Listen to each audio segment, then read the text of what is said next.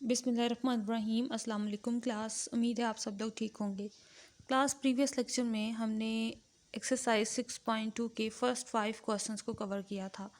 आज के इस लेक्चर में हम नेक्स्ट क्वेश्चंस को सॉल्व करेंगे। तो स्टार्ट करते हैं हम आज का लेक्चर। क्वेश्चन नंबर 6 है, which term of the AP 5 2 -1 up to so on is -85। ये हमारे पास सीक्वेंस है और इसकी ये एक टर्म हमें दी हुई है -85 और हमसे यही पूछा गया है कि ये कौन सी टर्म है, यानी ये 16 टर्म है, 20 है टर्म आती है इस सीक्वेंस में, या कौन सी टर्म आती है। अब हम फार्मूला अप्लाई करते हुए फाइंड आउट करेंगे कि ये टर्म हमारे पास किस नंबर पर आती है। इसी तरह क्वेश्चन नंबर 7 देखें, विच टर्म ऑफ द AP, और ये इसका AP यानी अर्थमेटिक प्रोक्राइन हमें दी हुई है, इज़ 148। क्वेश्चंस को एक बार स्टडी कर लेते हैं, फिर हम स्टेप बाय स्टेप इनको कंटिन्यू रखेंगे। How many terms are there in AP in which A1 is equal to 11, AN is equal to 68, D is equal to 3। Question number 9 है, if the nth term of the AP is 3n-1 find the AP। Question number 10 है, determine whether -19 2 are the terms of the AP। यानी ये बताना है कि ये वाली जो टर्म्स हमें गिवन है क्या ये इस AP का हिस्सा हैं। चलें जी, हम स्टार्ट करते हैं अब इन क्वेश्चंस को। सबसे पहले क्वेश्चन नंबर 6, और क्वेश्चन नंबर 6 में जो AP हमें गिवन है, फर्स्टली मैंने इसको लिखा अप टू सॉन, क्योंकि ये हमारे पास AP यानी कि अर्थमेटिक प्रोग्रेशन है, इसलिए हम इसी के अकॉर्डिंगली इसकी 2 वैल्यूज़ फाइंड आउट करेंगे। एक फाइंड करेंगे हम इसकी फर्स्ट टर्म यानी A1, और दूसरी इसकी वैल्यू फाइंड करेंगे डिफरेंस D की वैल्यू फाइंड करेंगे। सो A1 इज़ इक्वल टू है 5, that is the first term, और D फाइंड आउट करने के लिए हम इसकी एक और टर्म को लिखेंगे, दैट इज़ A2। और अब हमें पता है कि D इज़ इक्वल टू होता है the subtraction of 2 consecutive terms. 2 - 5 is equal to -3, और ये अब हमारे पास D की वैल्यू भी आ गई। हमें जो टर्म गिवन है उसे हम AN लिखेंगे। Given AN is equal to -85, और अर्थमेटिक प्रोक्राइन का फार्मूला हमारे पास गिवन है, AN is equal to A1 n-1 into D। अब ऊपर वाली तीनों वैल्यूज़ जो हमने फाइंड की हैं और जो गिवन है वो हम इस फार्मूला में पुट करेंगे। AN की वैल्यू हमारे पास है 85 -85, ये लिखा हमने, और फर्स्ट टर्म हमारे पास है 5, A1 की जगह पर 5, और D की जगह पर हम D की वैल्यू दैट इज़ -3 वो पुट कर देंगे। हमें फाइंड करना है कि ये कौन सी टर्म है, यानी ये n की वैल्यू फाइंड आउट करनी है, और n की वैल्यू हमें इस ब्रैकेट से पता चलेगी। हम अब इसी क्वेश्चन को सॉल्व करेंगे और n की वैल्यू फाइंड आउट कर लेंगे, तब हमें क्लियर हो जाएगा कि यहाँ पर जो AN लिखा हुआ है इसमें n की क्या वैल्यू है और उसके अकॉर्डिंगली ये कौन सी टर्म आती है। तो अब सॉल्व करते हैं इस इक्वेशन को। 5 को इस साइड पर लेकर आए, इन दोनों नंबर्स को मल्टीप्लाई करवा दिया, -5 और -85 इज़ इक्वल टू -90, -3 90 से आकर डिवाइड, माइनस कैंसिल, और यहाँ से ये 3 भी cancel. 30 is equal to n-1, -1 को इस साइड पर लेकर आ जाए, so n is equal to 31, that's the answer. So A31 is equal to -85। Question number 7 है, और इसमें हमें AP गिवन है -2 4 10 अप टू सॉन। इसमें भी सेम कंडीशन में हम सबसे पहले फर्स्ट टर्म फाइंड करेंगे और डिफरेंस फाइंड आउट करेंगे। A1 is equal to -2, A2 is equal to 4. D is equal to difference of these two consecutive terms. So 4 minus into -2 और ये आ गया हमारे पास 6. सो डिफरेंस हमारे पास इस सीक्वेंस में है 6 और जो गिवन nth टर्म है वो लिखेंगे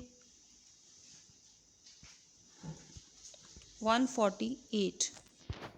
अब हमारे पास तीनों वैल्यूज़ आ गई. अब हम फार्मूला यूज़ करेंगे और n की वैल्यू फाइंड आउट करेंगे.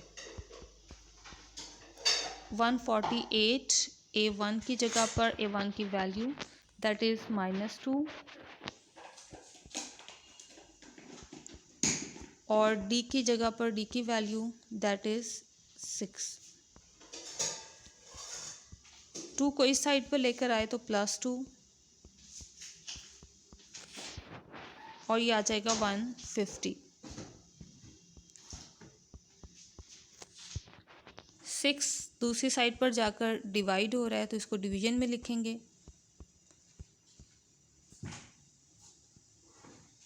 12 और 25. सो 150 को जब 6 पर डिवाइड करेंगे तो 25 आ गया. और अब इस इक्वेशन में -1 को दूसरी साइड पर लेकर जाएंगे तो ये +1. That's clear. n is equal to 26. So answer is A26 is equal to 148.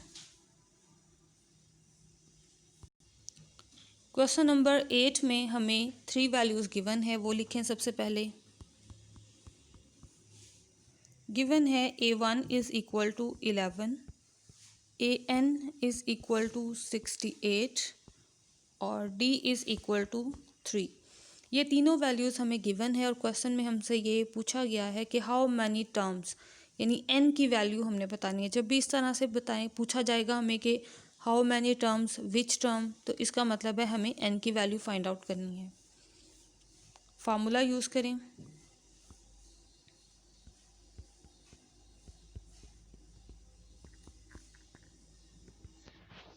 Values apply कर दें. ये 68, 11 और D की जगह पर 3.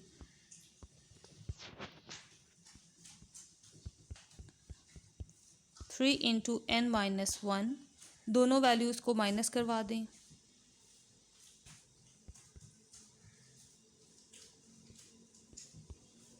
और अब 3 से डिवाइड करवा दें रिज़ल्ट को.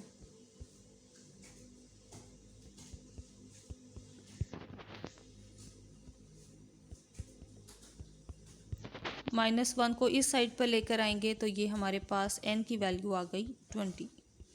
सो there are 20 terms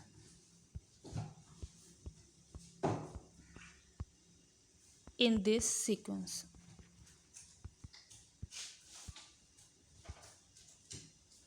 So that's the answer. Question number 9 है. AP हमें गिवन है और AP के अकॉर्डिंगली nth टर्म की वैल्यू हमारे पास है 3n-1 और कहा गया है कि फाइंड दी AP, यानी कि सीक्वेंस जो है वो हमें फाइंड करना है. तो क्लास सबसे पहले आपने क्या करना है, सक्सेसिवली इसमें आपने n इज़ इक्वल टू 1, 2, 3, 4 ये पुट करना है. राइट क्योंकि सीक्वेंस लिखने के लिए हमारे पास सीक्वेंस की फर्स्ट टर्म होनी चाहिए, सेकंड टर्म. इसलिए सेकंड टर्म फाइंड आउट करने के लिए हम n की जगह पर 2 पुट करेंगे. थर्ड टर्म फाइंड आउट करने की जगह के लिए हम n की जगह पर 3 पुट करेंगे और इसी तरह से अप टू सॉन. यानी जो टर्म भी हमें चाहिए हम इस nth टर्म में n की जगह पर वो वैल्यू पुट कर देंगे. सबसे पहले 1 पुट किया इज़ इक्वल टू 2. इसके बाद n की जगह पर 2 पुट किया. 6 - 1 इज़ इक्वल टू 5. इसके बाद n की जगह पर 3 पुट किया और ये आ गया हमारे पास 8. एन की जगह पर 4 पुट किया, अब ये हमारे पास इसकी फोर्थ वैल्यू आ जाएगी, that is 12 minus 1 is equal to 11। First 4 terms आ गई हमारे पास, सो सीक्वेंस या ए बी लिख लें। So A P is 2 5 8 11 up to so on. Question number 10। Question number 10 में फर्स्टली हम फर्स्ट पार्ट करेंगे जिसमें हमें -19 गिवन है और सीक्वेंस हमारे पास है 17 13 9 अप टू सॉन। इस सीक्वेंस में से पहले हम फर्स्ट टर्म और डिफरेंस फाइंड आउट करेंगे, उसके बाद हम फर्स्ट पार्ट को सॉल्व करेंगे। First term is 17 and second term is 13। अब हम डिफरेंस फाइंड करेंगे। Difference of a2 minus a1 is equal to -4। So d की वैल्यू आ गई हमारे पास। अब हम फार्मूला अप्लाई करेंगे और फर्स्ट टर्म के लिए हमारे पास जो an की वैल्यू है वो हमें गिवन है -19 as an is equal to a1 d। an की जगह पर -19 और फर्स्ट टर्म है हमारे पास 17, डिफरेंस हमारे पास है -4।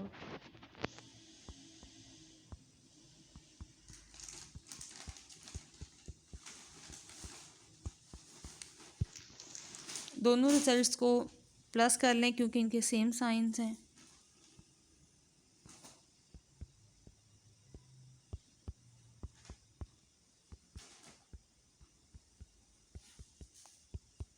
कैंसिलेशन हो रही है, इनकी कैंसिलेशन कर दें।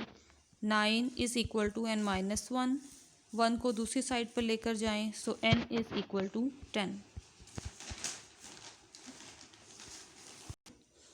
ओके क्लास, क्वेश्चन में क्योंकि हमसे ये पूछा गया था कि -19 is the term of the sequence और नॉट, तो यहाँ पर क्योंकि n की एक पॉजिटिव इंटीग्रल वैल्यू आई है, इट्स मीन -19 हमारे इस सीक्वेंस का एक हिस्सा है, इस सीक्वेंस की एक टर्म है। सो -19 is the term of this sequence.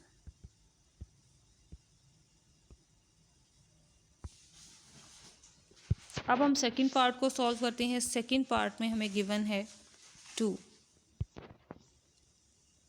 So an is equal to 2 रखेंगे। हमें ऊपर हमने फाइंड किया है a1 17 और d फाइंड आउट किया है हमने -4। यही ऊपर वाला सॉल्यूशन यहाँ पे भी यूज़ होगा। फर्स्ट पार्ट से ऊपर यहाँ पर ये जो सारी डिटेल हमने सॉल्व की थी ये सेकंड पार्ट के लिए भी है। आप एक बार ही इसको सॉल्व कर लें और वही आपके फर्स्ट पार्ट के लिए यूज़ होगा और वही आपके सेकंड पार्ट के लिए यूज़ होगा। जैसा कि मैंने यहाँ पे डायरेक्टली लिखा है, आप भी इस तरह से डायरेक्टली लिखोगे। अब फार्मूला अप्लाई करें। an is equal to a1 n minus 1 d। Values apply कर दें 2 17 और ये आ गया -4।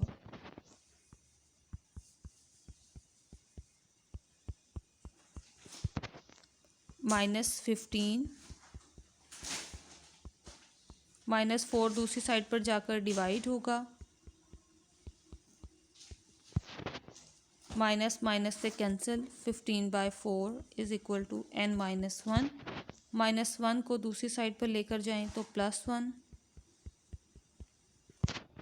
एलसीएम ले लें, ये आ गया 4, 15 + 4 और n की वैल्यू आ गई हमारे पास 19/4। लेकिन ये हमारे पास कोई भी इंटीजर रिज़ल्ट नहीं आया, ठीक है। n की वैल्यू हमेशा पॉजिटिव इंटीजर होनी चाहिए। अगर नेगेटिव नंबर हो या कोई भी फ्रैक्शनल रिज़ल्ट हो तो इट्स मीन ये हमारे पास एपी का हिस्सा नहीं है।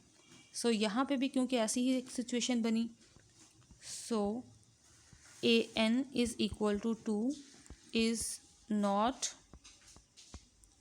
the term of this sequence.